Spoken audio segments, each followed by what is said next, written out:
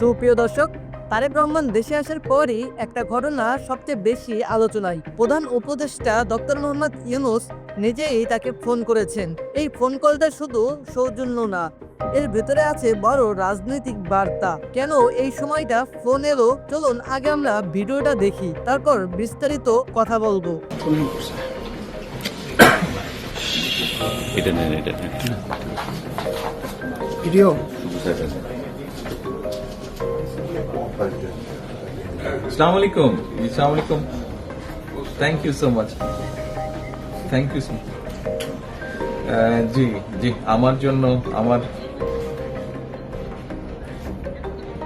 জি জি thank you so much. আপনার শরীর কেমন আছে? দোয়া করবেন, দোয়া করবেন ইনশাআল্লাহ।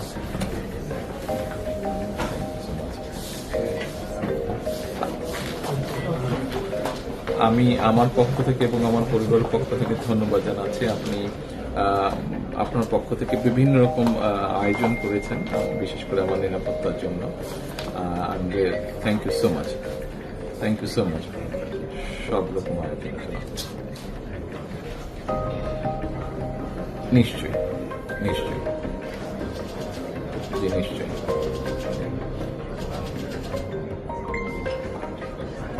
ইনশাআল্লাহ, ইনশাআল্লাহ, অবশ্যই, ইনশাআল্লাহ, ইনশাআল্লাহ। খুবই গুরুত্বপূর্ণ, ইনশাআল্লাহ। I am looking forward to seeing you. Thank you, thank you, thank you. আসসালামু আলাইকুম।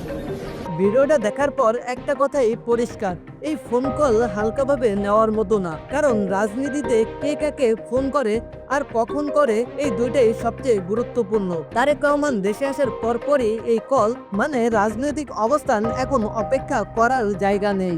ডক্টর মোহাম্মদ ইউনূস এমন একজন মানুষ যিনি কথা বলেন খুব ভেবে, তিনি হুট করে কাউকে ফোন করেন না। সুতরাং প্রশ্ন একটাই, এটা কি ভবিষ্যতের বড় রাজনৈতিক সমঝোতার শুরু, নাকি শুধু বাস্তবতার স্বীকৃতি? আপনাদের মতামত কি? এই ফোন কলের গুরুত্ব কতটা? কমেন্টে লিখুন। সুপ্রিয় দর্শক, সিরাত নিউজ 25 থেকে আপনাদেরকে এই তথ্য জানানো হলো। এরকম নিত্য নতুন তথ্য পেতে আমাদের এই চ্যানেলটিকে এখনই সাবস্ক্রাইব করে সাথে থাকুন। তাহলে দেখা হচ্ছে অন্য কোনো ভিডিওতে। আমি এখন এখানে বিদায় নিচ্ছি। আল্লাহ হাফিজ।